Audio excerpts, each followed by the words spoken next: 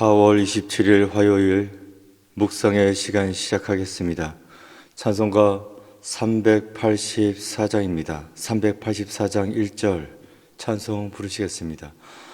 나의 갈 길 다가도록 예수 인도하시니 내 주 안에 있는 긍휼 어찌 의심하리요. 믿음으로 사는 자는 하늘 위로 받겠네. 무슨 일을 만나든지 만사 형통하리라. 무슨 일을 만나든지 만사 형통하리라.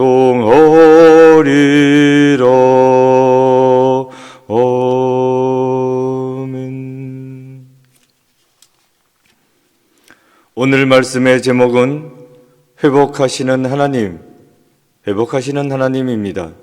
성경 본문은 사무엘하 21장 11절부터 22절까지입니다. 본문의 말씀 함께 봉독하겠습니다. 이에 아야의 딸 사울의 첩 리스바가 행한 일이 다윗에게 알려지매 다윗이 가서 사울의 뼈와 그의 아들 요나단의 뼈를 길르앗 야베스 사람에게서 가져가니 이는 전에 블레셋 사람들이 사울을 길보아에서 죽여 블레셋 사람들이 벳산 거리에 매단 것을 그들이 가만히 가져온 것이라.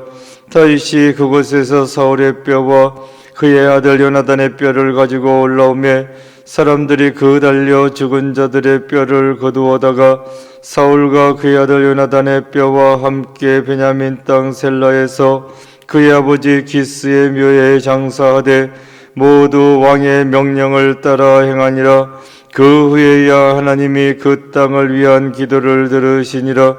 블레셋 사람이 다시 이스라엘을 치거늘 다윗이 그의 부하들과 함께 내려가서 블레셋 사람과 싸우더니 다윗이 피곤함에 거인족의 아들 중 무게가 300세겔 되는 노창을 들고 세 칼을 찬 이스비브노비 다윗을 죽이려 하므로 스루야의 아들 아비새가 다윗을 도와 그 블레셋 사람을 쳐 죽이니 그때에 다윗의 치용자들이 그에게 맹세하여 이르되 왕은 다시 우리와 함께 전장에 나가지 마옵소서. 이스라엘의 등불이 꺼지지 말게 하옵소서 하니라. 그 후에 다윗이 블레셋 사람과 곱에서 전쟁할 때에 후사 사람 시브게는 거인족의 아들 중에 삽을 쳐 죽였고 또 다시 블레셋 사람과 곱에서 전쟁할 때에 베들레헴 사람 야레 오르김의 아들 엘하나는 가드 골리앗의 아우 라흐미를 죽였는데 그 자의 창자루는 배틀채 같았더라.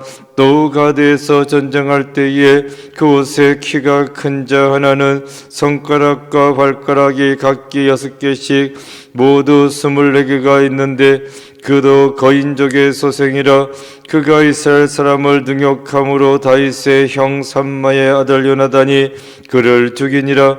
이 네 사람의 가드의 거인족 소생이 다윗의 손과 그의 부하들의 손에 다 넘어졌더라. 아멘. 어제 본문은 다윗이 기브온 사람들의 한을 풀어주었다.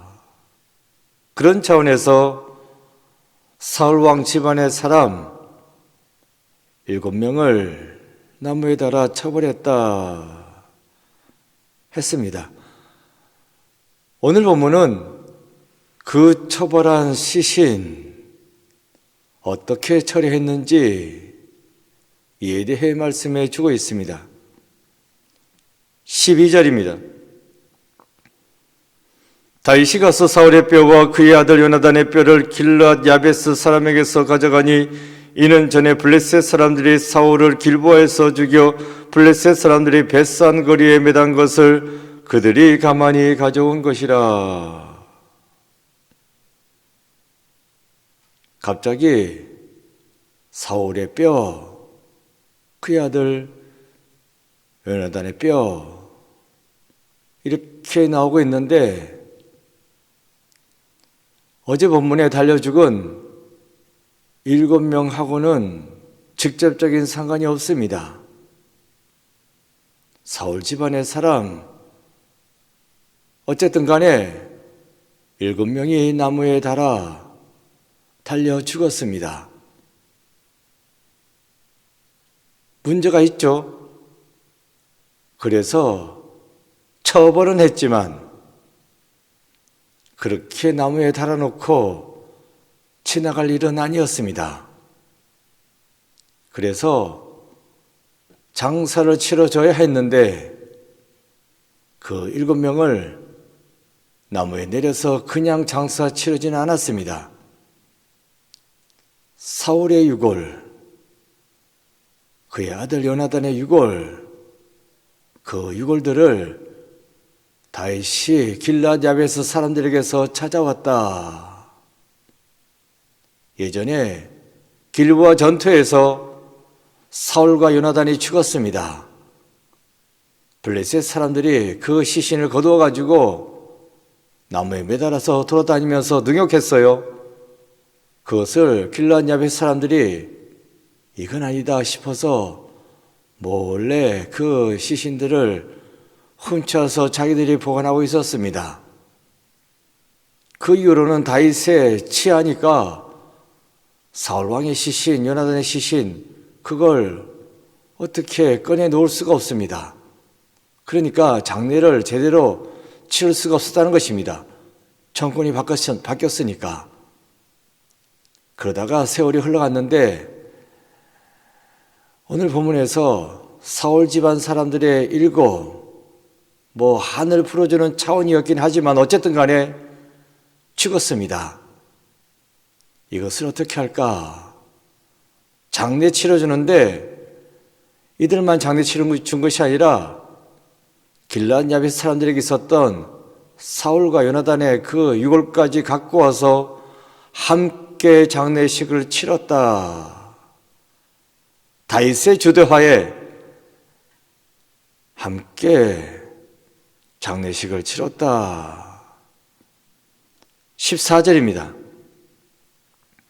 사울과 그의 아들 요나단의 뼈와 함께 베냐민 땅 셀라에서 그의 아버지 기스의 묘에 장사하되 모두 왕의 명령을 따라 행하니라. 그 후에야 하나님이 그 땅을 위한 기도를 들으시니라. 다윗의 주도하에 왕의 명령을 따라 행하니라. 그러니까 국가적 장례를 치렀다는 이야기입니다. 왕명에 의해서 치렀으니까 어쨌든 간에 성대하게 국가적으로 장례를 치러줬다. 이렇게 말씀해 주고 있습니다. 비록 문제는 있습니다. 죄는 있습니다.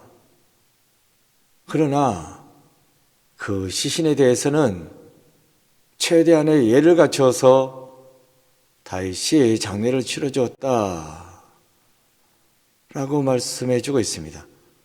그래서 어떻게 되었다는 겁니까? 그 후에야 하나님이 그 땅을 위한 기도를 들으시니라. 여기에서 기도응답의 비결을 알 수 있습니다. 기도응답은 어떻게 이루어졌다고요? 그 후에야 사람의 도리를 다했을 때, 경우에 맞게 행동했을 때, 그때 하나님의 응답도 있다는 것입니다. 이걸 보셔야 됩니다. 물론 잘못을 저질렀어요. 그래서 처벌을 받아야 했지만 잘 됐다 하고 내팽개친 것이 아니라 그래도 최대한의 이해를 갖추었다. 그러니 하나님께서도 응답해 주셨다. 이렇게 말씀해 주고 있는 것입니다. 뭐 흔히들 말하죠. 죄는 미워하되 사람은 미워하지 말라고.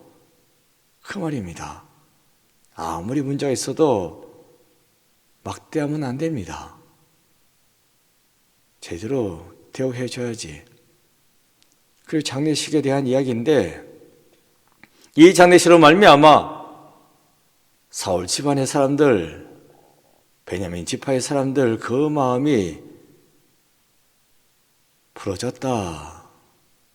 그래서 이스라엘이 둘로 쪼개지는데 있어가지고 베냐민 지파는 나머지 10지파 따라가지 않습니다. 유다 지파와 함께 있습니다.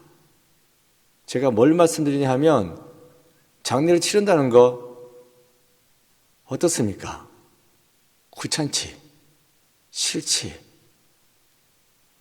결혼식이야 뭐 갔다 올 수 있는데 장례식 피곤하지 라고 생각하는 목사님들이 많습니다. 성도들만 그런 게 아니라. 그래서 어느 교회는 목사님이 장례식 집례 안 합니다. 다 부목사 시키지. 싫은 겁니다. 그런데 여러분 아실 겁니다. 저는 다 합니다. 내 가족의 장례식처럼 다 합니다. 끝까지 다 합니다. 뒤로 안 뺍니다. 왜냐하면 그 성도님, 하나님의 자녀로 또 교인으로 믿음의 삶을 살았는데 교회를 책임진다는 그 목사가 하나님 나라로 가는 그분의 그 길을 모른 척하면 되겠습니까? 끝까지 함께 해야지. 입관실에도 안 따라 들어가요. 전 갑니다. 힘든 시간이니까 다 합니다. 결혼식에는 안 가도 보셨죠? 결혼식은 잘 안 갑니다. 제가 주례하지 않는 한은. 장례식은 길수 갑니다. 왜냐하면 그게 중요하기 때문이니까. 장례식 쉽게 생각하지 마십시오. 교회 출생이 중요하고 사망이 중요합니다. 그걸 잘 지켜야 됩니다. 아기가 태어났으면 그 아이를 위해서 기도하고, 요새 코로나라서 가족도 접근하지 못하게 났으니까 못 갈 형편이지만 거기 가고 장례 그까지 다 제가 주관합니다. 그게 제가 해야 할 임무라고 얘기하기 때문에. 그리고 장례식에서 전도 많이 합니다. 결혼식은 전도 없습니다. 왔다가 그냥 가는 거지 뭐. 장례식은 그때 장례를 통해 가지고 전도 많이 합니다. 그리고 그 유족들도 장례를 통해서 믿음이 더 깊어지고 더 신실해집니다. 제가 그걸 보니까 장례식을 쉽게 안 합니다. 그리고 예배당 나온 분들뿐만 아니라 각자 처소에서 예배 드리시는 분들도 마찬가지인데, 면목교회 장례 이렇게 해서는 안 됩니다. 제가 별말 안 했는데 제가 이렇게 열심히 하니까 여러분도 열심히 하셔야 됩니다. 시간도 없는데 목사님 혼자 갔다 오시지 미직미직 뒤로 빠지고 그러시면 안 됩니다. 잘 하셔야지. 교회는 생사를 주관하고 있는 하나님의 그 집의 모형입니다. 태어남이 있으면 죽음이 있고, 거기에 있어가지고 교회는 한 발 뒤로 빠지면 안 됩니다. 잘 하셔야지. 다윗이 그 기도를 어떻게 해서 응답받을 수 있었다고요? 장례를 잘 치렀다 이 말입니다. 그 이후에 여러 전쟁이 있었어요. 블레셋 사람들과. 그런데 이 전쟁에 다윗이 출정했습니다. 죽을 뻔도 했었습니다. 그런데 간신히 아비새 장군의 도움으로 살아나긴 했습니다. 아비새가 말해요. 왕이시여, 이제부터는 전쟁터에 나오지 마시라고. 다윗도 예전 같지가 않습니다. 나이 들은 겁니다. 우리야 죽으면 그만이지만 왕이 죽으면 나라가 흔들리니까 앞으로 위험한 전쟁터에 나오지 마시라고. 이렇게 또 부하들이 다윗을 돕고 또 함께합니다.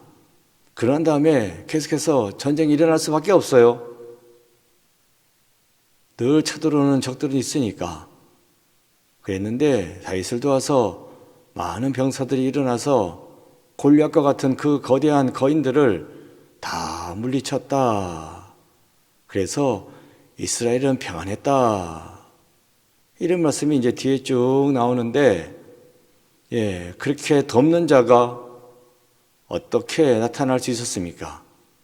다윗이 끝까지 책임을 지는 모습을 보여주기 때문입니다. 죽었다고 팽개치는 것이 아니라 끝까지 보살피는, 나를 해하려고 했던 사울왕까지도 끝까지 보살피는 그런 모습을 다윗이 보여줬기 때문에 이 부하들이 충성을 다해서 다윗을 섬겼다는 것입니다. 이걸 보셔야 됩니다. 교회 나올 때는 열심히 섬기다가 죽었네, 이제 교회 나올 일 없네, 싹 등 돌리시면 안 됩니다. 하나님도 기뻐하지 않으시고 주위에서 보는 사람들도 야, 나도 적골 당하겠네. 교회는 그때부터 무너지는 겁니다. 똑바로 하셔야 됩니다. 죽음, 거리낄 것이 아닙니다. 결국 하나의 변화죠. 이 땅에서의 삶이 믿으면 구원받게 되어 있지 않습니까? 하나님 나라의 삶으로 바뀌는 겁니다. 그런 변환기에 교회가 끝까지 함께 해야지. 구원에 소망 있는 사람들이 아유 죽었대, 아유 좀 그래, 뭐 유족들이 자기들끼리 알아서 하겠지 하고 뒤로 빠지시면 안 됩니다. 하늘나라에 소망이 있으면 하늘나라로 환송하는 자리입니다. 끝까지 함께 하셔야지. 명목교회는 출생을 귀하게 생각하고 죽음도 중하게 생각하는 교회구나, 이런 교회로 소문날 수 있어야 됩니다. 그러한 성도님들 모두가 되시기 바랍니다. 그리고 주위에서도 그 생명을, 주위 사람들의 생명을 참 귀하게 여기고 모든 일을 경우와 도리에 맞게 사람된 도리를 다 하시면서 할 때에 하나님도 우리의 기도 응답해 주시고 또 나를 도울 자를 세워주시고 우리를 형통한 길로 인도해 주십니다. 꼭 기억하시고 오늘 하루도 삶과 죽음에 대해 생각하시면서 그에 따른 내가 해야 할 도리가 무엇인지 깊이 생각하시고 그 도리에 맞게 열심히 오늘 하루도 살아가는 여러분 모두가 되시기를 축원드립니다. 기도입니다. 적혀져 있는 기도문, 기도하는 마음을 읽겠습니다. 하나님께서 자신을 사랑하는 자를 신실하게 지켜오심을 믿고 나아가게 하소서. 아멘. 고백과 다짐. 여러분이 속한 공동체는 서로 존중하고 사랑하기 위해 어떤 노력을 하고 있습니까? 기도하겠습니다. 아버지 하나님, 우리의 생사화복이 모두 하나님의 손에 달려 있습니다. 이를 위해서 저희들의 삶이 늘 주님께 잡힌 바 되고 주님의 은혜 안에서 형통한 삶을 살아갈 수 있도록 주여 돌보아 주시옵소서. 삶과 죽음의 문제, 그 문제 힘든 문제이지만 늘 기도하면서 하나하나 하나님의 도우심을 따라 살아가면서 해결해 나갈 수 있는 저희들 모두 되게 주여 돌보아 주시옵소서. 특별히 오늘 본문에서 다윗이 장례식을 예를 다해서 치르는 모습을 보여준 것을 보게 되었습니다. 아버지 하나님, 우리 주위에 일어나는 모든 일들 가운데 특별히 장래의 그 모든 일들 믿는 자로서 성실하게 임할 수 있도록 지어 저희들의 마음을 주관하여 주옵시고 늘 주님의 은혜 가운데 하루하루 삶을 살아갈 때 기쁨 가운데 살아갈 수 있는 저희들 되게 하여 주시옵소서. 오늘 하루도 주여 붙잡아 주옵시고 저희들의 기도 들어 주옵시고 응답하여 주시되 저희들 할 바를 다하고 도리를 다하고 경외에 맞게 처신하고 행동해서 그래서 그 후에야 하나님으로부터 응답받는 믿음의 삶을 살아가는 저희들 모두가 되게 역사하여 주옵소서. 예수 그리스도의 이름으로 기도드립니다. 아멘. 주기도문 하시겠습니다. 하늘에 계신 우리 아버지, 아버지의 이름을 거룩하게 하시며 아버지의 나라가 오게 하시며 아버지의 뜻이 하늘에서와 같이 땅에서도 이루어지게 하소서. 오늘 우리에게 이럴 양식을 주시고 우리가 우리에게 잘못한 사람을 용서하여 준 것 같이 우리 죄를 용서하여 주시고 우리를 시험에 빠지지 않게 하시고 악에서 구하소서. 나라와 권능과 영광이 영원히 아버지의 것입니다. 아멘. 각자 기도하시겠습니다.